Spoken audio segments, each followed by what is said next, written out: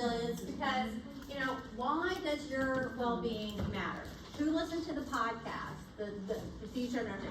There are 7 podcasts. Before y'all graduate, y'all should listen to all 7 of those, but I've had y'all listen to 2. And one was on, you know, how we group people and the disparities in each of these groups.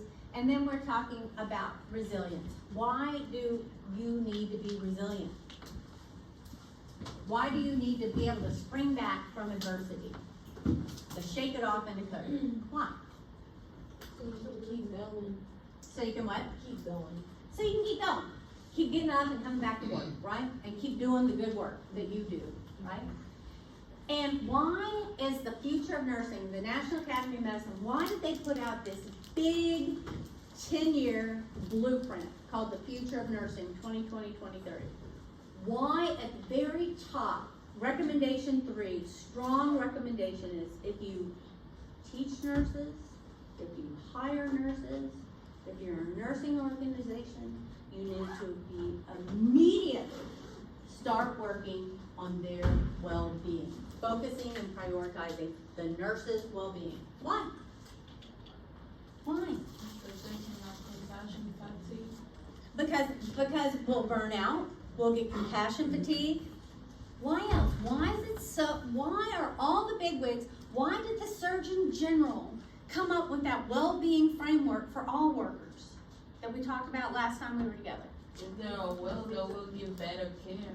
If we're well, we'll give better care. When we're not well, bad care. When we're not well, the nation suffers. That's the theme of that podcast that if you didn't listen to, y'all must listen to it. Because that's the direction for the next decade. And y'all are going to be leading that. So you cannot leave this program and not know what your big priorities are. It's to find these disparities and fix it. Make things, you know, equity, focus on equity. And we've got to catch it because remember, we're the first person they see and we're the last person that they say goodbye to when they come into this system. So it's hugely important. So if we're not well, they're not well. And everyone knows it, including the Surgeon General, right? Because we looked at that, remember this? 5 essentials for workplace mental health and well-being. And the Surgeon General said, yeah, for nurses and healthcare providers. But then he realized, oh my God, all those grocery store workers. This is for all workers. And the nation has got to shape up where we have worker voice and equity at the center of everything. So if we have to push for that, you know, because you're going to enter a system that may not be set up like that, and we have to push for this because your well-being matters.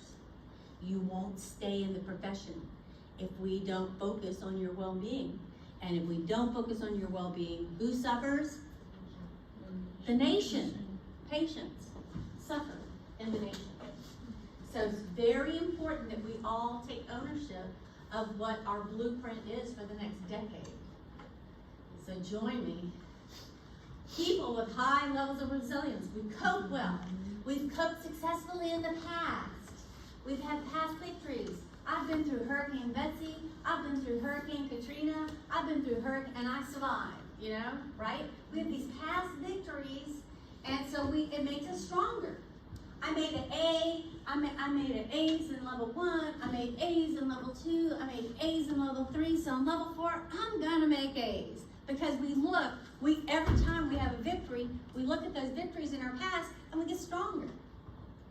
And it's very important for y'all to reflect. How am I stronger? How are you stronger than you were in level 1? You know, what's different about you that has made you stronger? You certainly know how to cope when the password for the test doesn't work. You know, you learn, okay, take a deep breath. This is just another one of those stressors. You know, I've gotten through dilemmas like this before, and I'm going to get through them again. Right? And we look at that nurse, that seasoned nurse, that is somebody that has high resilience levels. What are these resilience factors, or what are these characteristics? Well, they studied prisoner of war in Vietnam. What what made these prisoners of war in Vietnam live? What separated the people that lived from the people that died? And they look, even though they were prisoners of war, and has anybody seen that movie Unbroken? Yes. Or read the book? Yes. I read the book and then watched the movie.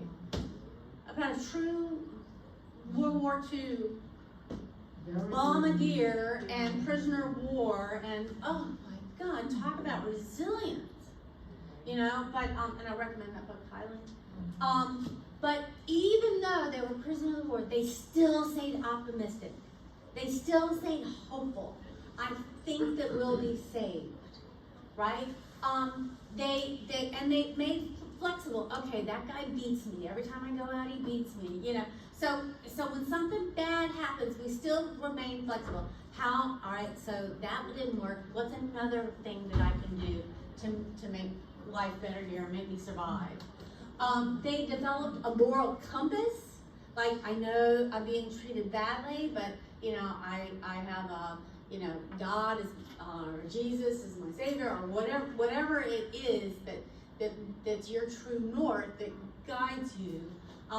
These prisoners of war that survived all that brutality lived, and they had this shatterproof set of beliefs. My, you know, if I get taken, it will be my time, but you know, they put it in the hands of, you know, whoever their higher being is. They're altruistic. They had mentors that were, you know, they looked for people who were survivors and go, okay, I need to be like him. I'm going to gravitate to him because he's got the qualities that I want. You're adept at facing your own fears. What's the worst that can happen? I can get fired. What's the worst that can happen? They can kill me. Okay, once you look at that, then you can say, okay, I've looked at it. All right? So now, let's try to survive. Let's try to be optimistic. And, you know, and they have effective coping skills. They also kept fit, so they were doing push-ups in their little tiny, you know, cage that they were kept in, and somehow were able to keep a sense of humor and laugh at things. Now, they also, the same team of researchers came down to New Orleans after Hurricane Katrina, and they said, what made these New Orleanians so resilient? You know, what is it? You know, well, they had these POW traits, like I just said. They still, we're going to rebuild, we're optimistic, right? But the big thing that they added to that was that they knew how to network. You know, they knew how to collaborate, and you encourage me, I encourage you. And that was a big thing with Katrina. We were all sitting, all houses were all underwater, and we were sitting out at bars, and somebody was cooking hamburgers, and we were swapping stories and offering support to one another. So that's hugely important when we talk about being resilient, making sure that you have, that you're not alone, that you build a core of support that you can rely on. People with low level of resilience lack free coping. They leave the job. They can't take it. I can't take it anymore. I'm quit. I'm out of here. You know, I can't stand this place. I'm out. Right? And walk out the door. You know, so those are people with lower levels of resilience. They lack the staying power to stay in the game. Right? That lower level of resilience, they have more mental anguish, poorer health. They may suffer moral injury, and I have been there. Suffer fatigue, I have been there. And poor physical health. So of course we want to have high levels of resilience, right? And that's why one of the concepts, one of the exemplars that we have is resilience building in this course. Because if you hire nurses, if you teach nurses, you need to immediately, by 2021, start focusing on their well-being. And we need to do a better job of that. And make sure that we're not doing things that stress you out and being more supportive to you, kinder to you, more helpful to you. You know, if you need more than that 1 hour of doing math problems, that we're available to do more than one. If you need more than one hour to do math, you know, that we'll do it. You know, but we need to figure out how can I be more supportive to you. And it starts with me. It starts with each one of us and that desire. to do that. But y'all need to understand that burnout, which I did, burnout is due. It's a medical diagnosis now. And it's in the ICD-11, 2022. So you can look up the diagnosis. Burnout is due to chronic stress in the workplace that has not been successfully managed. Right? So these stressors in this workplace are not managed, and they keep pounding down on me. They're burning me out. I'm getting energy depleted or fatigued. I'm getting like mental distance from my job and starting feeling cynical. Like, it doesn't matter what I do, it's all hopeless, right? And then reduced professional efficacy. So it could be one or all of those things that are the symptoms of burnout. And the biggest driver of burnout is the workplace climate. So if anybody's ever been in a toxic climate, you know how hurtful it is and how it burns you out. Has anybody been in a toxic climate? One? Just one person? 2, 3? Oh, hairs are coming up. Right. So we have to start looking at what policies are in place that we can start advocating change. That, if we can change this policy, that's gonna free up a lot of stress on the worker. And we all have to start looking like that. Instead of just getting into it and going, peace out, I'm out, walk out the door, what we need to do is say, what can I do to make this workplace better? And we have to look at policies and systems and procedures that are set in place to lift those burdens. And the Surgeon General, he gave us all this framework. And the AACN, the 6 essentials for a healthy workplace environment, those, if we implement the Surgeon General's or AACN's healthy workplace environment, that is going to help us survive the workplace. And we don't want to survive the workplace. We want to thrive in the workplace, and that's a big difference. But, you know, all those things from the POWs, my big question is, why do I need to have all those coping factors that prisoners of wars have to survive a day at the office? Something's wrong with the culture, the systems, the policies, what's going down in that workplace. And that's why the Surgeon General has said this is an emergency. And organizations can drive healthy workers. So times are changing, and you are going to be the ones that are going to have to open your mouths and speak up. And we talked about that when we encountered the workplace bully last time that we met. We had those memorized scripts, and we used the team step tools to speak up. But remember, when you speak up, say what you mean what you say. Just be nice when you say it, because then you'll get into trouble. So you have to stay professional when you say, but you know what you need to advocate for that's gonna lift the stressors off of you in the workplace. We get burned out, and we've been getting burned out. In ICU, we've been getting burned out for decades. And the biggest culprit, understaffing. And we already talked about when we have bullies in the workplace that are running wild, that aren't being disciplined, what happens? If you're bullied, what do you do? Quit, peace out the door, right? But we're trying to build resilience, and we're trying to build the skill set that you need to be able to carry over as you transition into practice. So we definitely need to address that understaffing thing. So bullies make understaffing. People quit. And so now we've got to get somebody new. So it's very important that when new graduates come into the unit or to your new job, you make sure that place is going to be very supportive, because you're vulnerable for your first 2 years. Your first 2 years, you're very vulnerable to peace out. I'm out that door. I've had it. I'm gonna go wrap packages at Dillard's, but I am not doing this anymore. I'm not doing it a day longer. right? So we need to stay in the game and we need to build personal resilience factors, but we have to insist that that workplace reduce those stressors on me. So we need to look at those policies. What policies can I change to make this place better where my well-being and my voice is at center? That is what I want y'all to be fearless and driving. So, you know, what else? Understaffing, loss of control of our work. If I'm not having to always go and get some approved by my manager before I do it, that's very taxing. You know, so we want to have more control over our work and not have to go, you know, less manager involvement. You know, we want to be able to do what we do, us nurses do. We, you know, we burn out when we're not recognized for our hard work or the great things that we have done.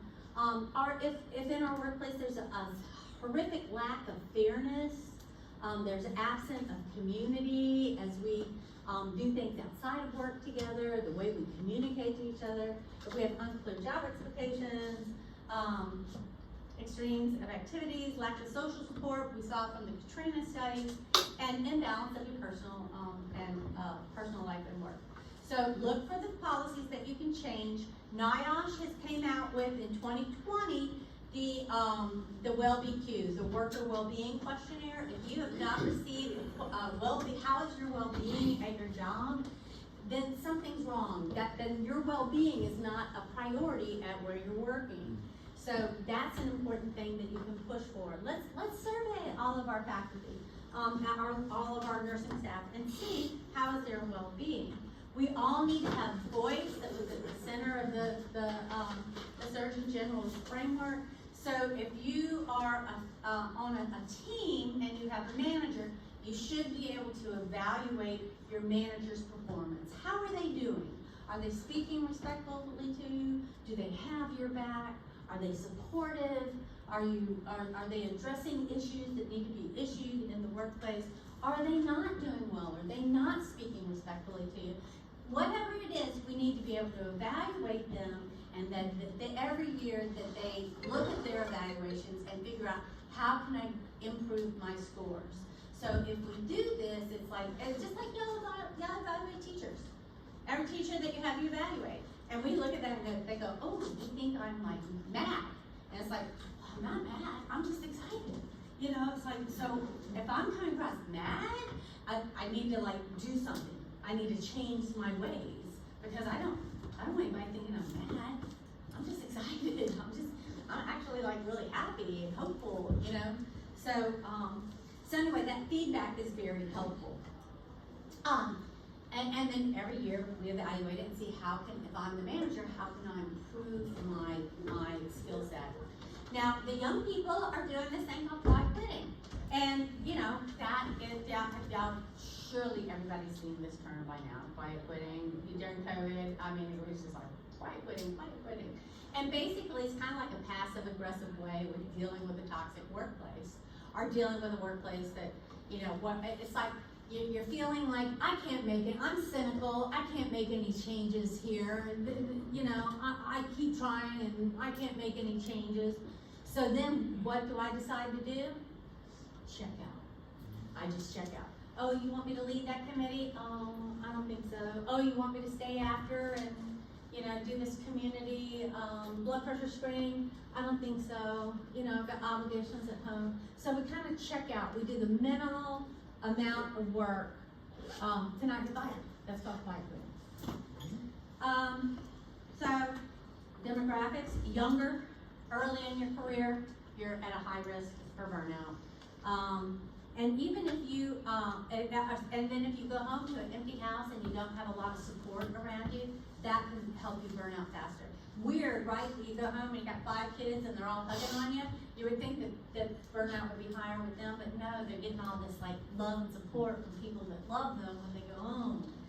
And then higher education could mean higher demands on the job. Type B personality is just that person that walks around always worried. Oh, what if I do this? You know, they're sad, they're gloomy, fear of rejection. They talk really mean to themselves, and they lack self-confidence, and they're hopeless. So that's the type B personality.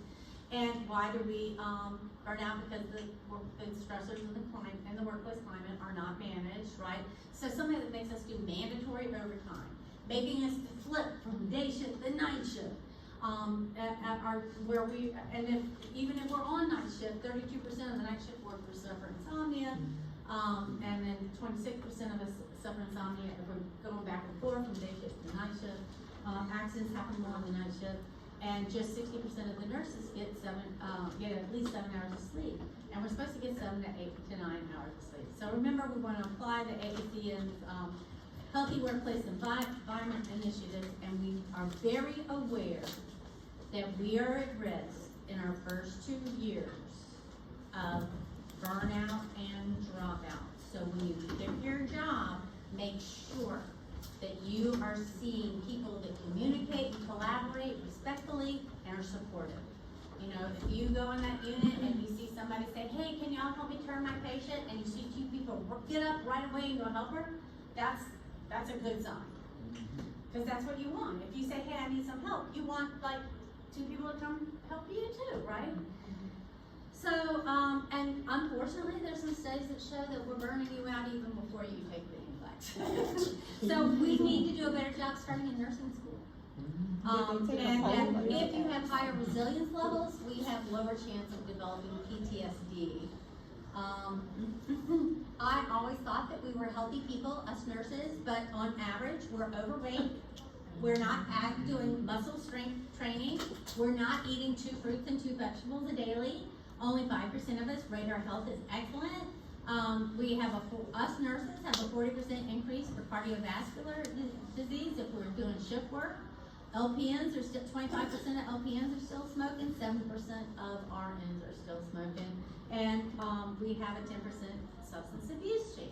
So the future of nursing says, hey, we need healthy nurses because we need these nurses to be healthy to drive health equity. So healthy nurse, healthy nation, right? So if you hire nurses, do anything with nurses, you must start doing interventions to promote nurse health and well-being, especially if they take on the new role to advance equity. And we need to thrive in the workplace, not just survive. Okay, so we want, and just we found from the podcast, it says, you know, we need to make sure that well-being is central, that we're weaving well-being into nursing curriculum, and that we need to stop just toughen up. I want you just to toughen up. You don't need to have POW, toughen up coping factors. Remember, it's those stressors in the workplace that we need to look at to reduce them. You know, so so we need to apply the Surgeon General. So one of the things that we can do is learn to just breathe. So the Navy SEALs practice this thing called box breathing, where they breathe in, hold it, breathe out, hold it, they breathe in, hold it, breathe out, hold it. And that's kind of hard for me. So I like to do the triangular breathing. So if things are getting stressed, taking breaths can really help center us. So if y'all can breathe with me, the triangular breathing. Just humor me, please. It's a good practice for you to carry over into the workplace. So like a triangle, we're gonna breathe in. We're gonna hold it.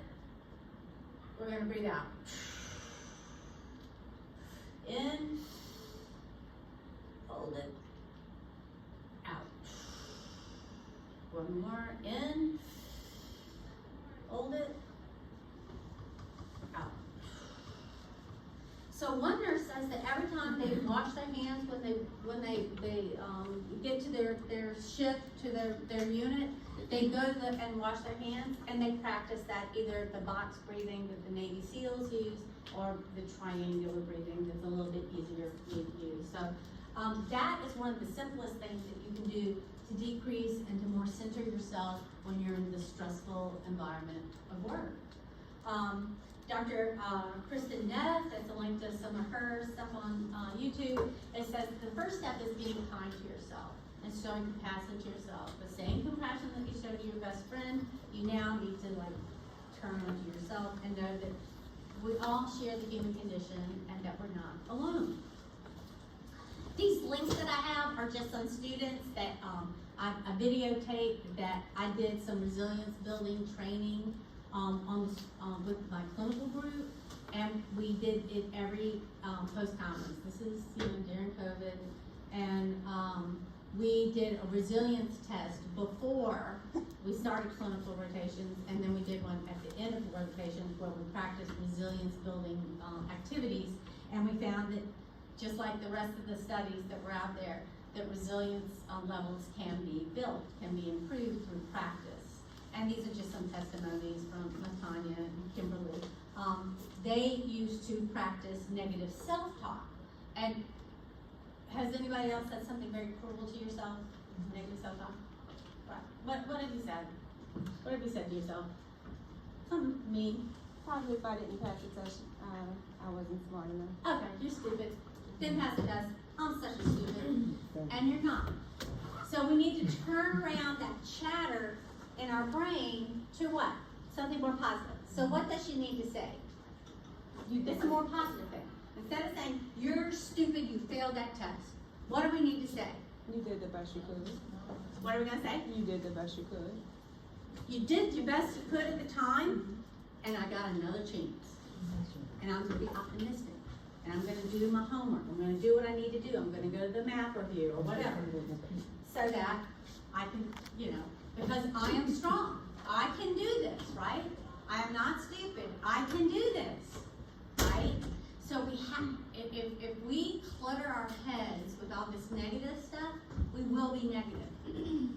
So we must say, I am gonna pass that test. I am going to pass that test. I am gonna read the question slowly and I'm gonna pass. So we have to start with, take a breath and then turning around that negative self-talk. This is, and I'm kind of speeding up. I was going to show you, what Erin, she was a past student of mine. She was in that clinical group where we did the resilience training. And she basically said, hey, we practice meditation. We practice, some resilience building activities and self-care. And it's really, really important because we're so busy caring for other people that we tend to not care for ourselves. So we really need to be like the airlines where they say, moms, y'all put your oxygen on first before you put it on your children. Well, we need to do the self-care for us before we start taking care of patients. Because once again, my bad health is going to be bad outcomes for that patient. Training ourselves. Look at that glass. Or do you say that glass is half full? Does anybody look at it and go, oh, it's half empty? And before my dad died, he was the glass is kind of half empty kind of guy. And and I observed that more as his Alzheimer's progressed, So just remember those prisoner of war studies, how important it is that we train ourselves to be optimistic. Because if we want to just give in and go, oh, I can't change that, I'm powerless, I can't change things around here, it's hard to be optimistic. So I have to be optimistic and go, this is taking courage, I want to speak up, but I want to change the tattoo policy here at the hospital. I want our tattoos to be able to be shown. Now, people might not like what I'm saying, but I'm going to say what I mean what I say, and I'm going to just be nice when I say it. I have to have a voice. That's the only way I'm going to be well at work, if I feel safe to be able to voice what I want. And I have to remain optimistic that people here won't fire me. That I have to remain optimistic that I can make some changes around here to make us all more well. Now, gratitude, this is very scientific. Science tells us that if we practice gratitude on a regular basis or daily basis, we're happier and we have better life satisfaction. We're more resilient to stress, we get along better with others, we're less depressed, and we achieve more. Okay? We sleep better, we're more optimistic, we have better cardiovascular health. So all this gratitude practicing helps. It reduces suicide thoughts, it reduces inflammation, reduces depression, perceived stress. It reduces our sick days, people who practice gratitude on a daily basis. So here's the study. People were in counseling sessions for depression and anxiety. Group 1 had to write a letter of gratitude to another person weekly for 3 weeks. That was the experimental group. One group had to write their deepest thoughts and feelings about stressful experiences, and then one group didn't get any instructions and told to write anything. And the results, group 1, who did that weekly gratitude letters for 3 weeks, reported significantly better health. Patients with heart failure, they asked one group to keep a daily gratitude journal. After 2 months, those who kept the gratitude journal showed less inflammation and lower risk of future heart disease. Healthcare providers were asked to twice weekly write down things for which they were grateful. The results were there was reductions in fatigue and stress and depression. And the positive effects can also lead to an improvement in both productivity at work and quality of patient services. So there have been scientific studies done on practicing gratitude. So it's evidence-based research that we can do to be more well. Workplace cultures that lack the practice of gratitude start getting like all of the employees are siloed into little cliques or facets. We begin to get overly competitive with each other. We're transactional, distracted, and we lack civility. Seen mostly in the way that we speak to one another. Gratitude in the workplace. We found through research that 60% of the people rarely thank anybody at work. There 60%, that's more than half, of people in the workplace don't want to say thank you. At work. And only 10% express gratitude at work on a given day. 35% felt like, oh, if I go around thanking people for helping me or doing something kind for me, they're going to think I'm weak and start taking advantage of me. That was the weirdest research I've ever seen. But I believe it because Ms. Garrison and I were doing a resilience presentation to a lot of management in the LCTCS system. And there was one manager that came to our in-service on resilience. And he goes, I came here on purpose. I know something's wrong. I gotta be here. And his big question to us is, why should I have to say thank you to my employees? They're just doing their job. And that immediately made me feel so sorry for him. That he was like, oh my God, this guy's a manager? I feel so sorry for him. And then I started thinking, who I really feel sorry for are the people he's managing. They're never getting a thank you. You know, because part AACN says that we need to have the 6 healthy workplace things like, and recognition of your good work is one of those things that we need to do. So a thank you is definitely in order.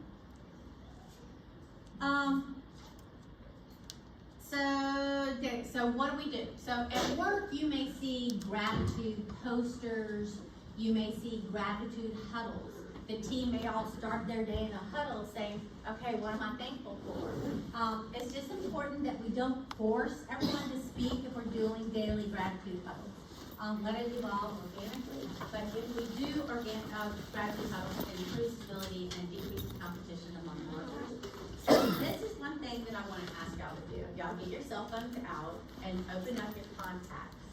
I want y'all to think about somebody that you owe a gratitude to, somebody that you owe a thank you to. And this is called gratitude 1, 2, 3. Because just saying, hey, thanks is not heartfelt. What you need to do is say, describe what the person did for you. Is like, Casey, you called me and wished me a happy birthday, you know, and then acknowledge the efforts that they're asking. You called me, I know you were at work and you were busy, but you took that time out, and that meant so much to me. And then explain how that action benefited you. I was happy and smiling the whole rest of the day. So that's how you say a gratitude or a heartfelt thank you.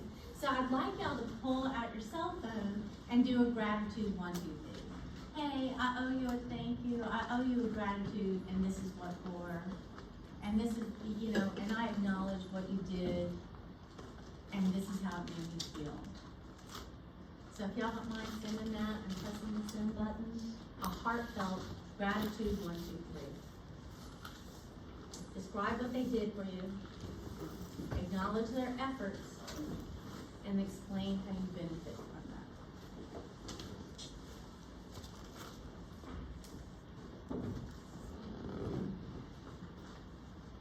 that. And has anybody sent the send button yet? You have? How do you feel how do you feel now that you sent that person that note? I see it all the time, so I'm good with them. How do you feel? I just feel when I feel.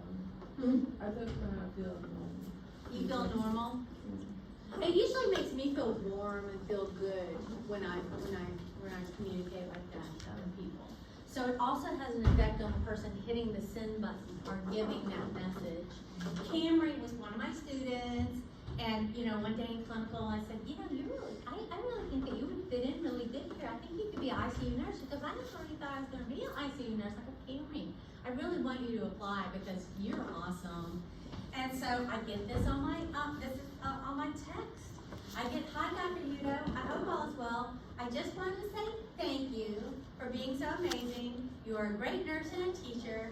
I also wanted to say thank you for seeing something in me that I didn't see in myself. You believed in me, and I will never forget that. It still makes me cry. I love her so much, and she works on my unit, and I just I love her so much. But gratitude comes very easy to Camry, and I love her for doing that. So it's important, let the gratitude grow organically in the workplace. Also do a work-life balance inventory. If I'm at home and I'm still answering emails at 8 o'clock at night, something's wrong. When I go home, I have started to put my phone plugged in the kitchen, and I am on my own time. So I'm trying to do things to balance my work life. A thing that you can do for homework is look at your own life at past successes.